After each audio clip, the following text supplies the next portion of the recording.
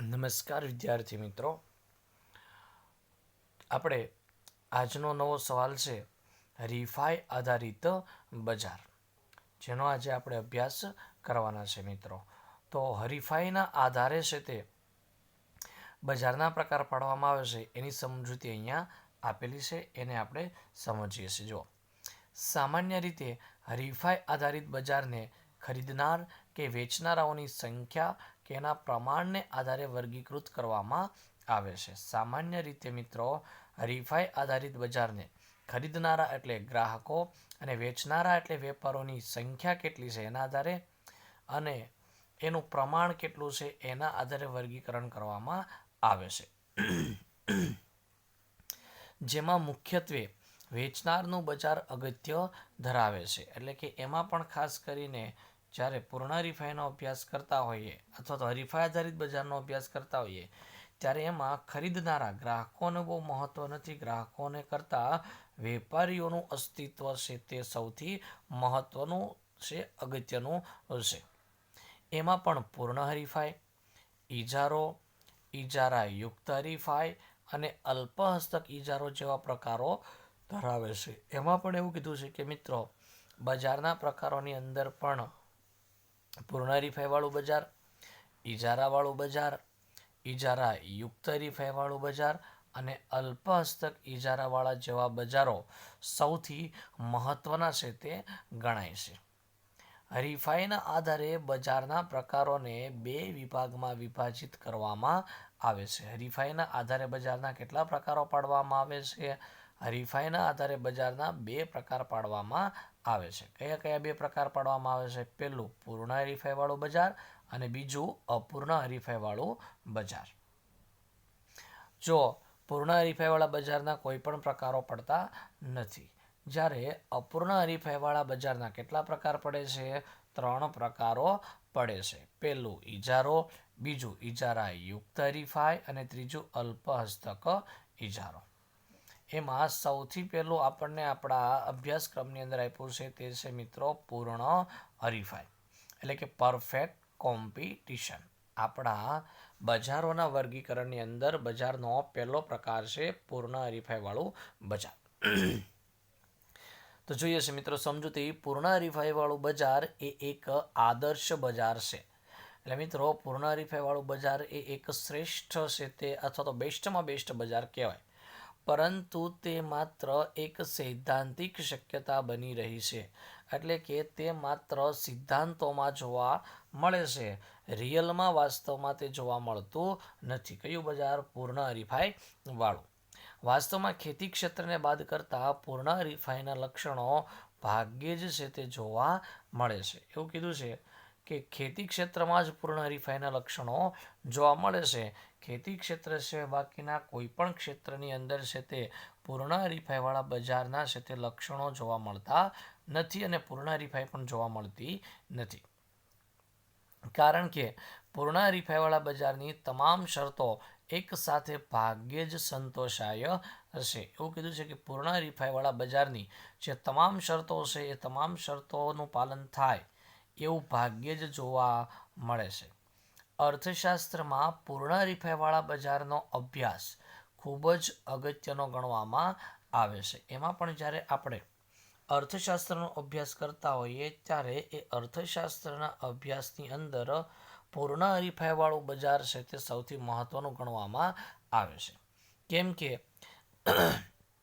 આ અભ્યાસને આધારે બજારની મોટા ભાગની લાક્ષણિકતા કે શરતોથી પેઢીની વર્તણૂકને સમજી શકાય છે. એટલે કે પૂર્ણ હરીફાઈવાળા બજારની લાક્ષણિકતાઓ છે અને એની શરતો છે એના આધારે કોઈ પણ પેઢી છે તે કેવો નિર્ણય લેશે એને આપણે સરળતાથી સમજી શકીએ છીએ.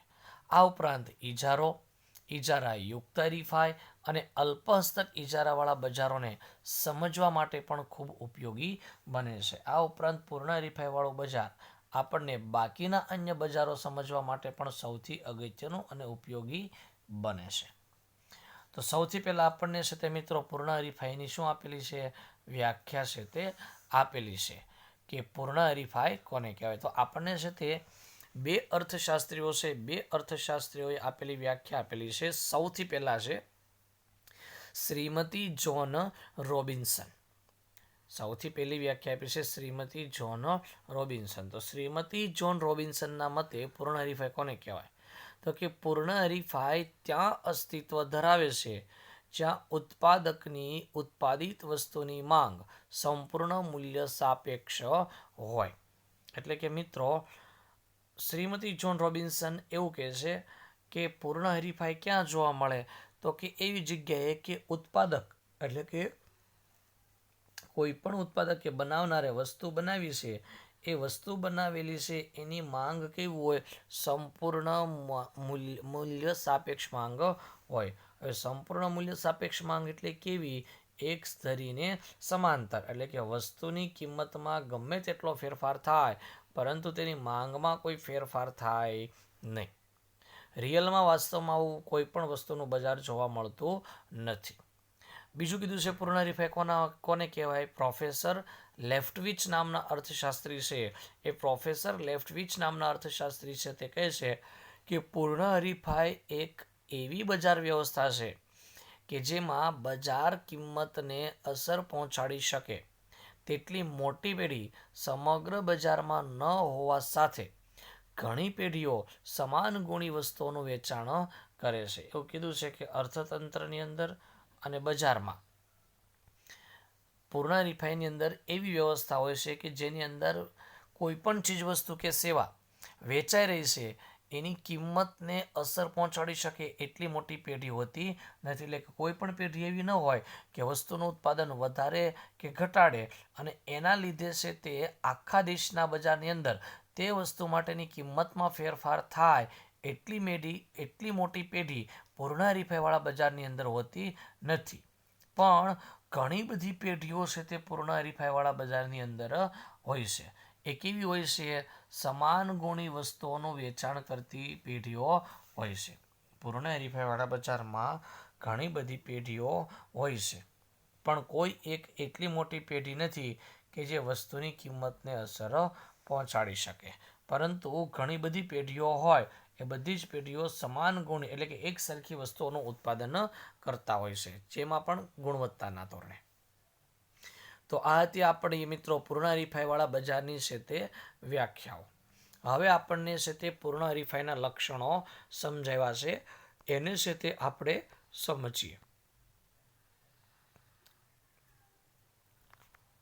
કેરેક્ટરિસ્ટિક્સ ઓફ પરફેક્ટ કોમ્પિટિશન એટલે કે પૂર્ણ હરીફાઈવાળા બજારના લક્ષણો. એમાં પહેલું લક્ષણ કીધું છે અસંખ્ય વેચનારા અને અસંખ્ય ખરીદનારા.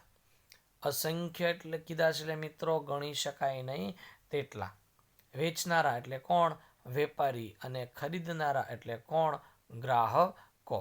એટલે પૂર્ણ હરીફાઈવાળા બજારની પ્રાથમિક શરત એટલે અસંખ્ય ખરીદનારા અને અસંખ્ય વેચનારા. એટલે કે મિત્રો પૂર્ણ હરીફાઈવાળા બજારની પહેલી લાક્ષણિકતા છે, પહેલું સૌથી અગત્યનું લક્ષણ છે અસંખ્ય ખરીદનારા અને અસંખ્ય વેચનારા.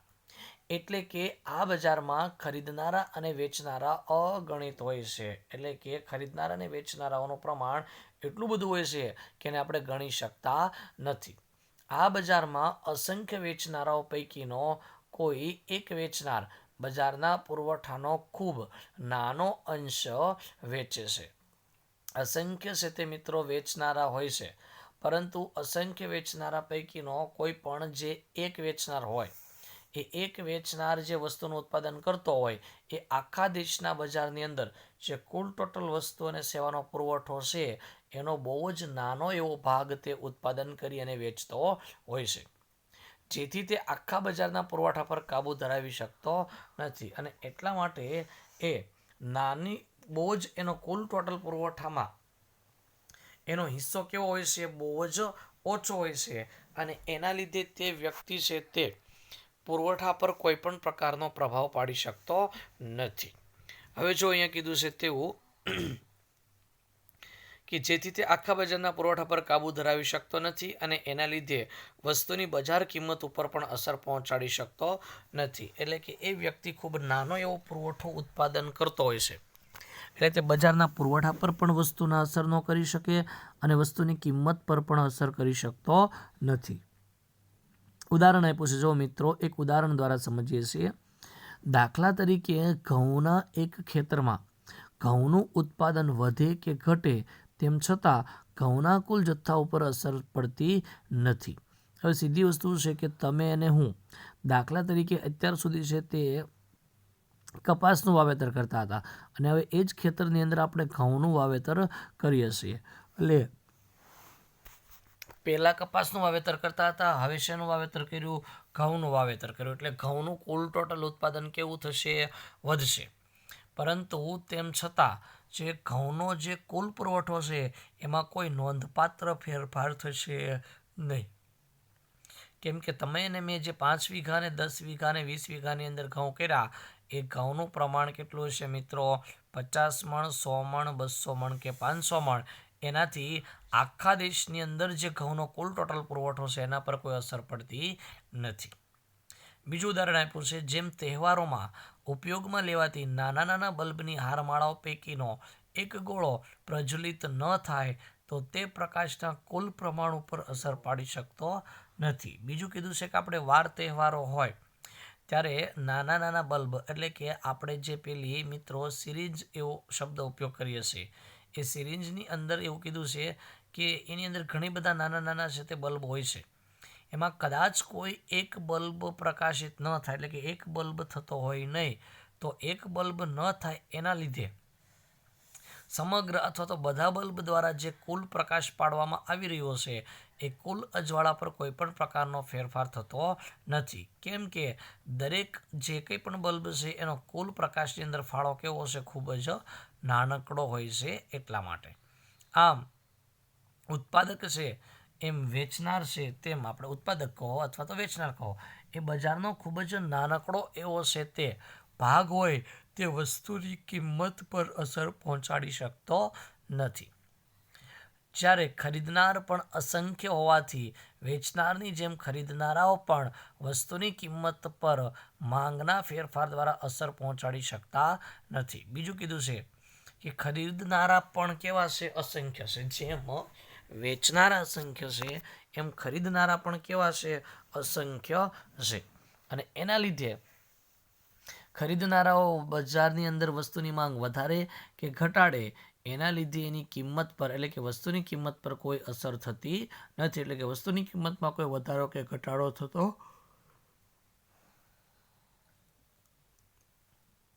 નથી. માટે આ બજારમાં વસ્તુની કિંમત સ્વતંત્રપણે બજારના પરિબળો, એટલે કે માંગ અને પુરવઠા દ્વારા નક્કી થાય છે. ટૂંકમાં આપણે કેવું હોય તેવું કહી શકીએ કે પૂર્ણ હરીફાઈવાળા બજારની અંદર વસ્તુની કિંમત છે તે કેવી રીતે નક્કી થાય છે?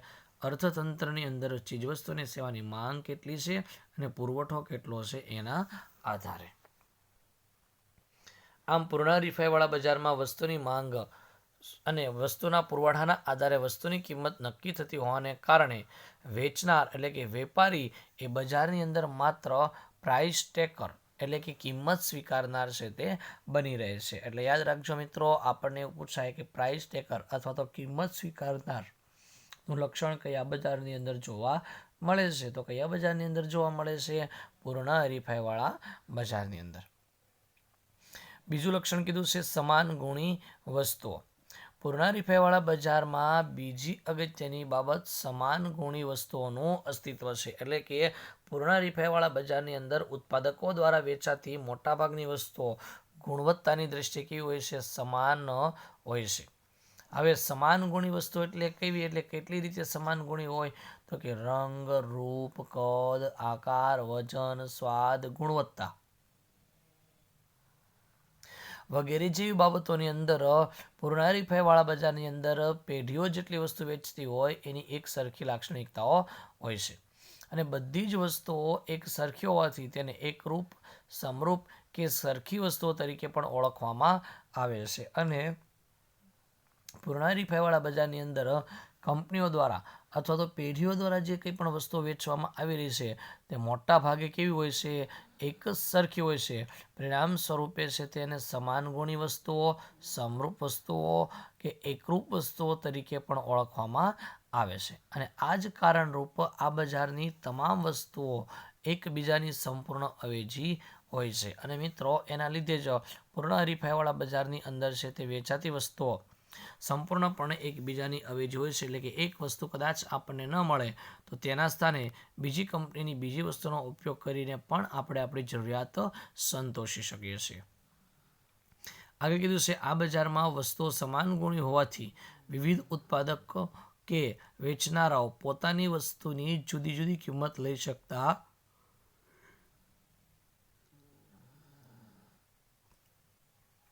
નથી. એટલે કે બજારની અંદર જેટલી કંઈ પણ વસ્તુઓ વેચાય છે બધી કેવી છે મિત્રો? સમાન ગુણી છે. એટલે જુદા જુદા ઉત્પાદકો એવું ઈચ્છતા હોય, વેચનારા એવું ઈચ્છતા હોય કે પોતાની વસ્તુની જુદા જુદા ગ્રાહકો પાસેથી આપણે જુદી જુદી કિંમત લઈશું, ત્યારે છે તે એ વધારે કિંમત લઈ શકતા નથી. કેમ? બજાર કેવું છે? પૂર્ણ હરીફાઈવાળું. એટલે એની અંદર સમાન ગુણી વસ્તુઓ હોય છે. અને એમાં છે તે શું હોય મિત્રો? કે સમાન વસ્તુઓ માટે લોકો જુદી જુદી કિંમત ચૂકવવા તૈયાર થશે નહીં. એક જ સરખી કિંમત ચૂકવીને વસ્તુ લેવાનું પસંદ કરે છે. એટલે કે જુદી જુદી જો જ્યારે ખરીદનારો સમાન ગુણી વસ્તુઓને લીધે તેમાં સામ્યતા જોતા જુદી જુદી કિંમત ચૂકવવા જુદી જુદી કિંમતો ચૂકવવા તૈયાર થતા નથી.